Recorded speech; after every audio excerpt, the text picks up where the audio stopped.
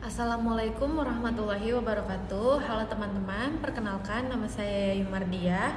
Pada kesempatan kali ini saya akan membahas satu fenomena komunikasi pendidikan yang saya temukan saat saya melakukan observasi di sekolah dasar, yaitu komunikasi antara guru dan orang tua yang masih menunggu anaknya di luar dari sekolah.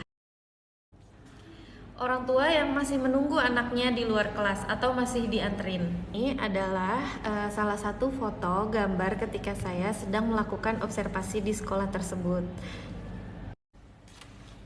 Fenomena ini tuh sering kita jumpai di berbagai sekolah dasar. Banyak orang tua yang memilih tetap berada di lingkungan sekolah hingga jam pelajaran selesai. Nah, keputusan tersebut bukan tanpa alasan. Ada berbagai faktor yang melatar belakanginya, seperti anak yang masih duduk di kelas rendah dan belum mandiri, kekhawatiran orang tua terhadap kondisi anak, tidak adanya pengasuh di rumah, atau karena jarak rumah yang cukup jauh sehingga orang tua memilih menunggu daripada bolak-balik. Meskipun terlihat sederhana, kondisi ini tuh membutuhkan komunikasi yang baik antara guru dan orang tua agar tidak mengganggu proses pembelajaran, tetapi justru menjadi bentuk kerjasama dalam mendukung perkembangan anak. Nah, berdasarkan hasil observasi yang saya lakukan, komunikasi antara guru dan orang tua di sekolah sudah berjalan sangat baik. Guru secara rutin menyampaikan informasi mengenai perkembangan belajar siswa, kegiatan sekolah, serta menggunakan media komunikasi seperti WhatsApp atau buku penghubung untuk mempermudah penyampaian informasi. Nah, foto yang ini adalah saya ambil pada saat ketika saya melakukan observasi. Nah, ini adalah ibu-ibu hebat, yaitu ibu-ibu dari anak-anak yang bersekolah di sini, tapi masih ditungguin sampai jam sekolah selesai.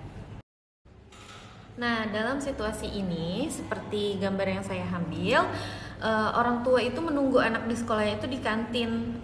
Ada tempat di belakang area sekolah dan para orang tua di situ menunggu anaknya sampai selesai jam pelajaran.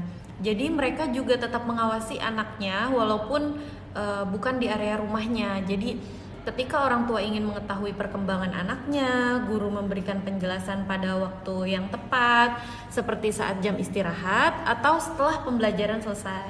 Nah, hal ini tuh menunjukkan bahwa komunikasi yang dilakukan tetap memperhatikan profesionalisme guru sekaligus kebutuhan informasi dari orang tua. Analisis berdasarkan teori komunikasi pendidikannya, fenomena ini tuh dapat dianalisis menggunakan konsep komunikasi pendidikan yang menyatakan bahwa pendidikan merupakan tanggung jawab bersama antara sekolah dan keluarga, seperti gambar yang di sini. Lanjut, guru berperan sebagai komunikator yang menyampaikan informasi mengenai perkembangan belajar, sedangkan orang tua menjadi komunikan yang menerima informasi sekaligus memberikan umpan balik mengenai kondisi anak di rumah. Ketika komunikasi berlangsung dua arah, maka informasi yang diterima menjadi lebih lengkap sehingga guru dapat memahami kebutuhan siswa secara lebih menyeluruh. Nah, komunikasi yang efektif memiliki beberapa unsur penting, yaitu adanya pesan yang jelas, terus media komunikasi yang tepat, umpan balik, dan hubungan saling percaya.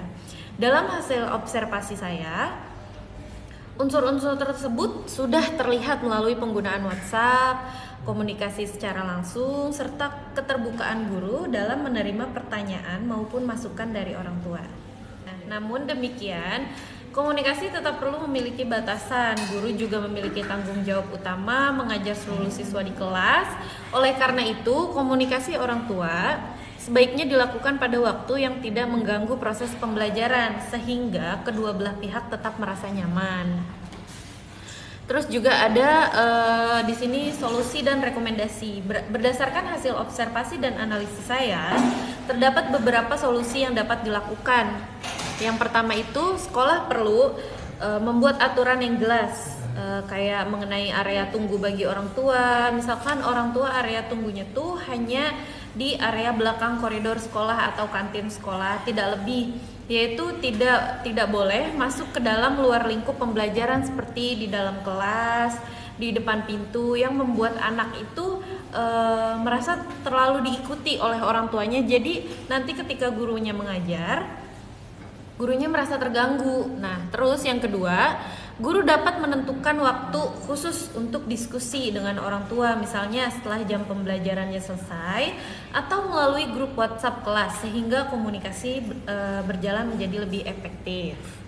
Nah, terus yang ketiga itu orang tua perlu memberikan kepercayaan secara bertahap kepada anak agar semakin mandiri di sekolah. Jika memang anak masih memerlukan pendampingan, orang tua tetap dapat menunggu di area yang telah disediakan oleh pihak sekolah itu. Jadi guru tuh tetap memberi dukungan atau masukan kepada anak agar anak lebih percaya diri untuk belajar tanpa diantar sama orang tuanya lagi.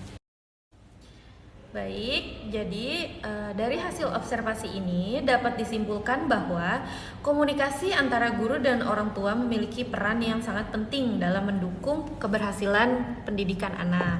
Orang tua yang memilih menunggu anaknya di sekolah bukanlah suatu masalah apabila diimbangi dengan komunikasi yang baik, saling memahami peran masing-masing serta menjaga batas profesional antara sekolah dan keluarga. Dengan komunikasi yang efektif, guru dapat menjalankan tugasnya secara optimal, orang tua memperoleh informasi yang dibutuhkan, dan yang paling penting siswa akan merasa aman, nyaman, serta mendapatkan dukungan yang maksimal dalam proses pembelajarannya. Terima kasih atas perhatiannya. Segitu aja dari saya. Wassalamualaikum warahmatullahi wabarakatuh.